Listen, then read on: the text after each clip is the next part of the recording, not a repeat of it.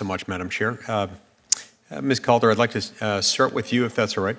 In your experience, where have you seen the most acute impact of significant federal land ownership in housing prices? Where in the United States does that show up? Well, your staff at the Joint Economic Committee actually put together a great report on this and went sort of state by state. And I think a couple of the states that stood out to me, California actually has a huge housing shortage. There are certainly Utah, Nevada, of course. Nevada is mostly federal land. And there are some others that are listed there as well, and you sort of go state by state on those.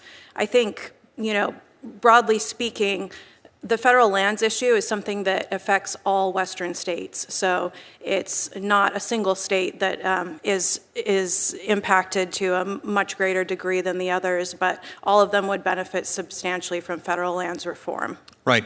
And it's an interesting thing to study because in any state, first of all, there is no comparable landowner to the United States in America, nowhere. Nobody could afford to own that much land. But even if there were, they couldn't exempt themselves from all economic forces, including property taxation.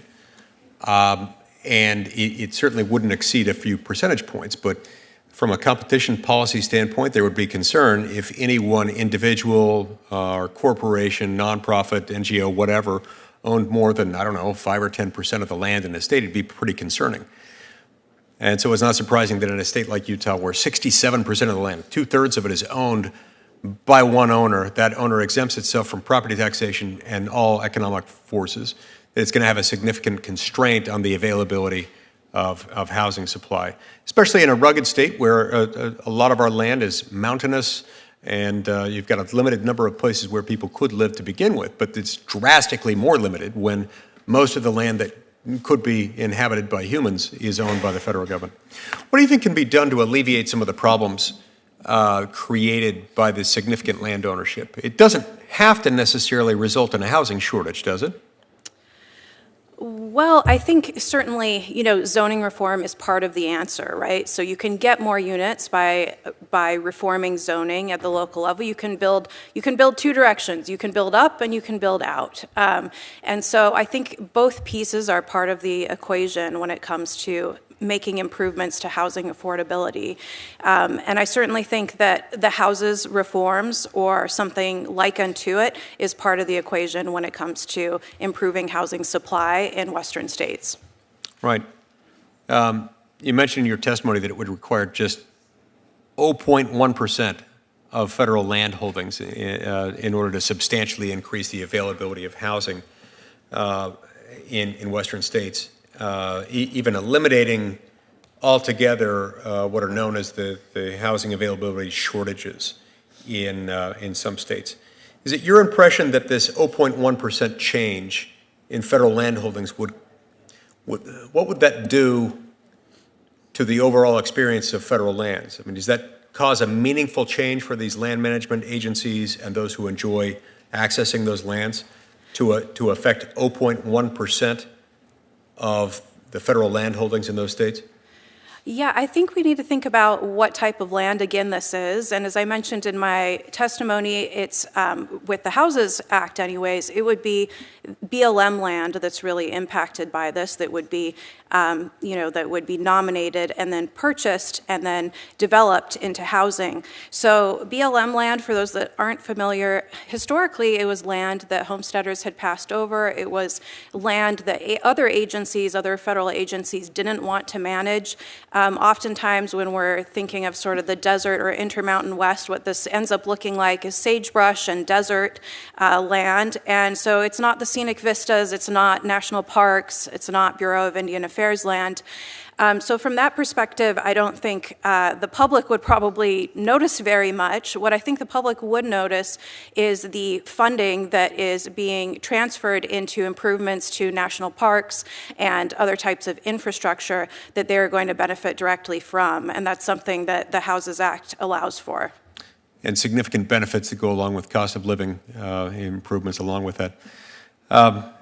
Mr. Antoni, what role has government spending and irresponsible monetary policy at the federal level played in the more than doubling of the cost of home ownership just in the last 2 years? Thank you, Senator, for the question. It has been the main driver, and without that cause, we would not have had the effect that we currently have today, where home ownership is just grossly unaffordable for the vast majority of Americans. When the Federal Reserve set out to create the trillions of dollars that the Treasury Department needed to spend over the last several years, it created inflation, which caused the price of everything to rise, especially homes. But its low interest rate policy, essentially a 0% interest rate, compounded that because it made the monthly payment on a mortgage incredibly low. And so you could afford a much larger mortgage for the exact same payment relative to, let's say, a normal interest rate, or the interest rates that we had at the end of 2019 or even the first 2 months of 2020. And so if you take away that root cause, you essentially remove the first link in the chain that we have been dealing with and are still dealing with today in terms of the unaffordability of home ownership, which has also compounded the problems in renting, because the shift of demand as people move away from trying to buy a home to rent a home because home ownership is simply too unaffordable, they are now increasing the demand for rents, which is driving up the price of rental units. And so it is not simply a problem contained to home ownership, but it is housing in general.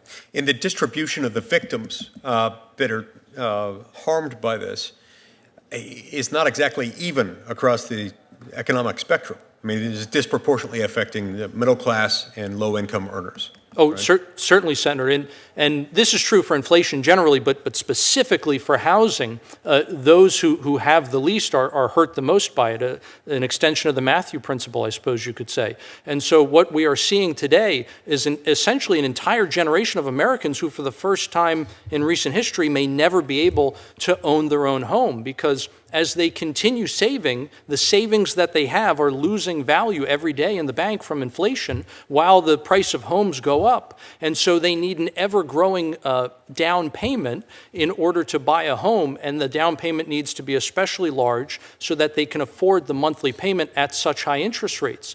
And the problem is that in that rat race, essentially, they will never actually get to the point where they have enough money for that down payment.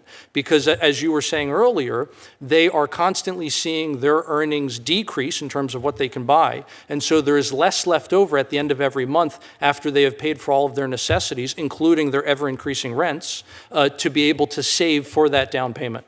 Rich people made out pretty well in this. Rich people who wanted to buy up a lot of stuff, they made out really well. They just did so at the expense of the poor and middle class. And all of this, if I'm understanding you correctly, has to do with the manipulation of the interest rates by the Fed, in part, to a significant degree anyway, to help facilitate the financing of reckless federal spending by Congress. In other words, Congress doesn't want to exercise the discipline to spend no more than it takes in or anything close to it. It wants the praise of spending more money without having to do the hard work. And in order to finance all of that, there's pressure on the Federal Reserve to keep rates low. That makes it easier for Congress to avoid doing the difficult work. And it perversely helps rich people while hurting poor and middle-class Americans. Is that a fair assessment?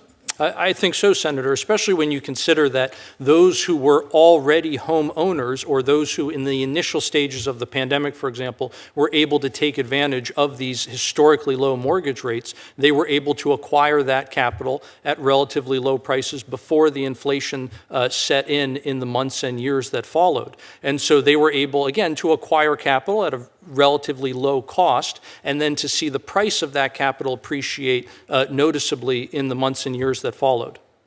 Thank you.